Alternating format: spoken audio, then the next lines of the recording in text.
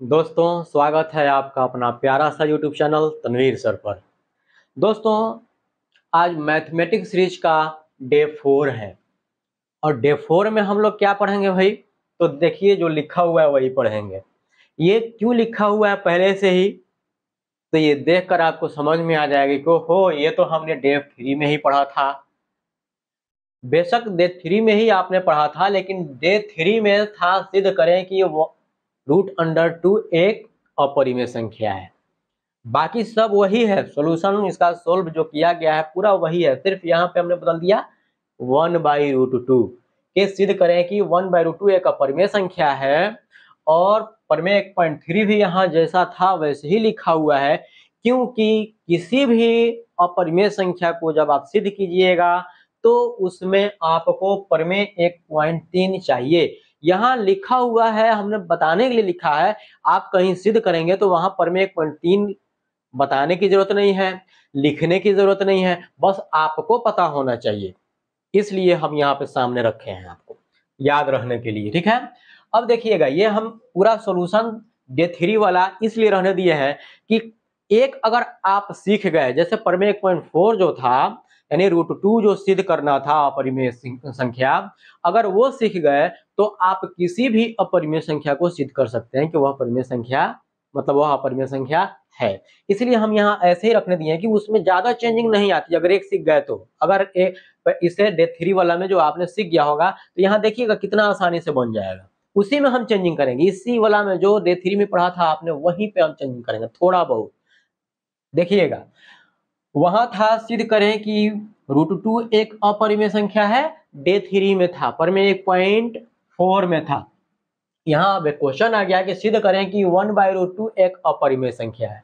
बाकी सब √2 वाला ही ये सोल्विंग है, सॉल्यूशन है। देखिएगा, तो अब यहाँ हम क्या कर देंगे, माना कि √2 था वहां, यहाँ क्वेश्चन कह रहा है 1/√2, तो उसके जगह पर क्या आ जाएगा 1/√2। यानी कि माना कि 1/√2 एक परिमेय संख्या है। फिर √2 इजकल टू p/q यहाँ नहीं होगा, यहाँ जो पूछ रहा है उसका p/q होगा, तो यहाँ √2 के जगह पर भी क्या आ जाएगा भाई 1/√2 हो जाएगा। बाकी सेम था सेम रहेगा, चाहे ये 1/√2 पूछे, चाहे ये 1/√3 पूछे, चाहे 1/√7 पूछे, चाहे सिर्फ और सिर्फ √3 पूछे, चाहे सिर्फ √5 पूछे, चाहे √7 पूछे, कोई भी किसी को ही पूछे ये परिमेय संख्या सिद्ध करने के लिए, परिमेय संख्या सिद्ध करने के लिए तो ऐसे ही बनेगा। इसीलिए हम बाकी रहने दिए हैं कि आपको तो समझ में आएगा कि अगर एक सीख गए तो बाकी आराम से बना सकते हो। तो यहाँ 1/√2 इक्वल टू p/q, जहाँ p q एक पूर्णांक है तथा p एवं q का कोई उभयनिष्ठ भाज्य गुणनखंड नहीं है, ये हमेशा हर हाल में रहेगा, सब के लिए रहेगा, है ना। चलिए, अब यहाँ भी होगा दोनों तरफ वर्क करने पर, तो रहने देंगे दोनों तरफ वर्क करने पर।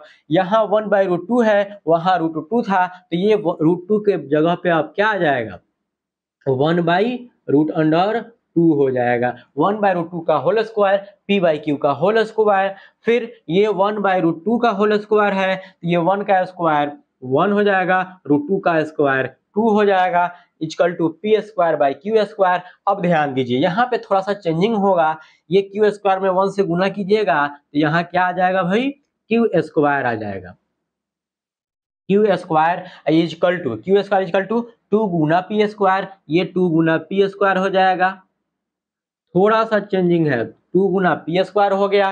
फिर देखिए, चूंकि अब यहाँ p² 2 से विभाज्य नहीं है, ये स्क्वायर वाला है q², इसलिए यहाँ हम लिख देंगे q²। चूंकि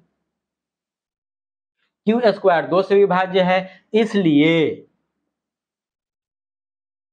q भी 2 से विभाज्य होगा, यह कथन 1 हो जाएगा।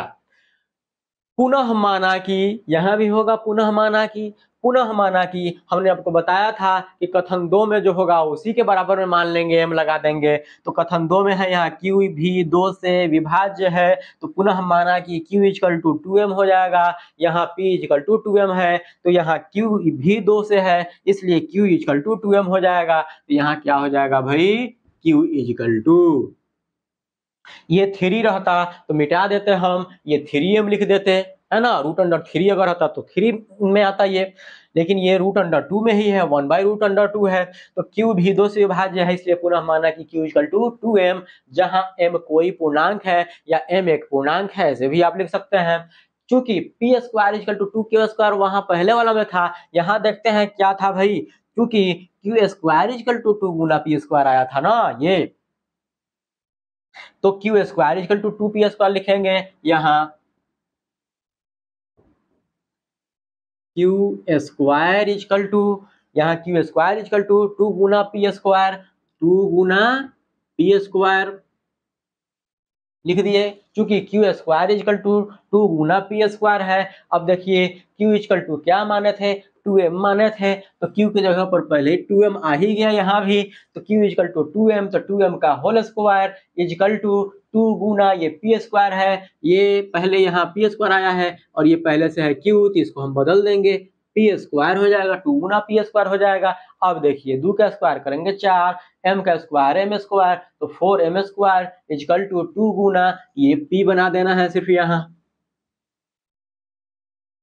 2 गुना p²। अब ये देखिए जरा सा, यहाँ 2 से 4 कट सकता है, तो 2 दूना 4, चलिए 2m² इक्वल टू p², मतलब यहाँ हम लिख सकते हैं यही वाला p² यहाँ लिखा जा सकता है, p² equal to 2m², 2 Guna m² हमने लिख दिया।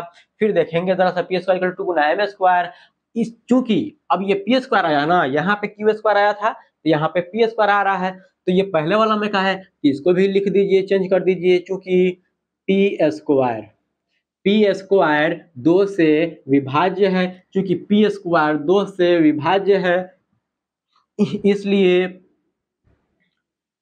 p भी 2 से विभाज्य होगा, इसलिए p भी 2 से विभाज्य है। और ये किस आधार पे ऐसा हो जा रहा है, तो प्रमेय 1.3 के आधार पे ऐसा हो जा रहा है, तो p भी 2 से विभाज्य है, इसको मानेंगे कथन 2। अब देखिए कथन 1 तथा कथन 2 से p एवं q दोनों का उभयनिष्ठ गुणनखंड 2 है, इसका भी 2 आया, इसका भी 2 आया था, इसलिए आराम से उसको हम ऐसे ही रहने देते हैं। p एवं q दोनों का उभयनिष्ठ गुणनखंड 2 है, जो हमारे मानने के अनुसार क्या है भाई, गलत है। अतः हमारा यह मानना या अतः हमारा यह भी मानना गलत है कि √2 नहीं। अब हम बात कर रहे हैं किसकी भाई, 1/√2 की, तो यहाँ इसलिए लिख देंगे हम 1/√2। अतः हमारा यह मानना गलत है कि 1/√2 एक परिमेय संख्या है, माना कि 1/√2 एक परिमेय संख्या हमने माना था, इसलिए अतः हमारा यह मानना गलत है कि 1/√2 एक परिमेय संख्या है, इसलिए √2 नहीं, क्या 1/√2, 1/√2, इसलिए 1/√2 एक अपरिमेय संख्या है। कोई चेंजिंग नहीं हुआ, सिर्फ अंक यहाँ पे जो था रूट में बट्टा में आया, बट्टा में थोड़ा सा चेंजिंग कर दिया गया, कोई फर्क नहीं हुआ। मतलब ये समझ में आया यहाँ कि अगर √2 वाला आप सीख गए तो बाकी सभी को आप बना सकते हैं आराम से, है ना। चलिए, मुझे लगता है आपको बहुत अच्छा से समझ में आ गया होगा, तो प्यारा से एक लाइक करके कमेंट कीजिएगा और शेयर कर दीजिएगा। और मेरे भाई, आप अगर मेरे चैनल पर नए हैं तो प्लीज इसको सब्सक्राइब करके बेल आइकन पर प्रेस कीजिए, ताकि किसी भी वीडियो को आप मिस नहीं कर पाएंगे, है ना। और इसके बाद हम मिलते हैं डे 4 आज है, हम मिलते हैं अब कल आपसे डे 5 में।